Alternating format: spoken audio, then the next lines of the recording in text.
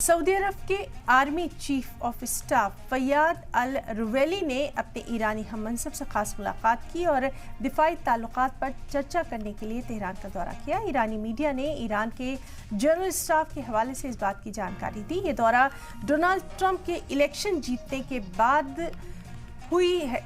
अपने पहले दौरे इक़्तिदार के दौरान ट्रंप ने अरब रियासतों और ईरान के इलाकाई कट्टर दुश्मन इजराइल के बीच हालात नॉर्मल करने की पहल की थी, जिसे इब्राहिम मुआहदे के तौर पर माना जाता है।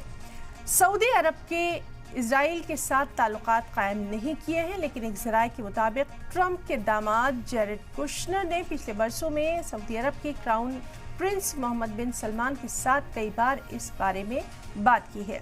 ईरान के सरकारी मीडिया ने बताया कि अल रुवैली ने तेहरान में एक आला सतही सऊदी आर्मी डेलीगेशन की क़यादत की और मुसल्लह अफ़वाज के chief of staff major general Mohammad Bagheri से मुलाकात की। ईरानी सरकारी मीडिया ने कहा कि दोनों आर्मी अफसरान ने डिफेंस डिप्लोमेसी को बढ़ाने और बाहमी ताउन की तौसीह समेत मुख्तलिफ मामलों पर चर्चा की। सरकारी मीडिया ने कहा कि बाघेरी ने पिछले साल सऊदी अरब के वज़ीर दिफा प्रिंस खालिद बिन सलमान अल सऊद के साथ इलाकाई तरक्की पर चर्चा करने और दोनों ममालिक के बीच डिफेंस ताउन को बेहतर बनाने के लिए फ़ोन पर बात की थी। वहीं ईरानी सदर मसूद पेजिक्शियन ने सऊदी क्राउन प्रिंस मोहम्मद बिन सलमान से फ़ोन पर बात की।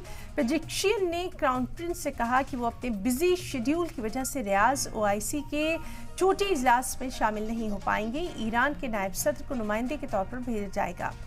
तेहरान और रियाज ने मार्च 2023 में चीनी सालिसी के जरिए 7 साल की दुश्मनी के बाद ताल्लुकात को फिर से बहाल करने पर इत्तेफाक राय जाहिर किया था, जिसने खाड़ी में स्टेबिलिटी और सिक्योरिटी को खतरा पहुंचाया था और यमन से लेकर सीरिया तक मिडल ईस्ट में ताल्लुकात को बढ़ावा दिया था।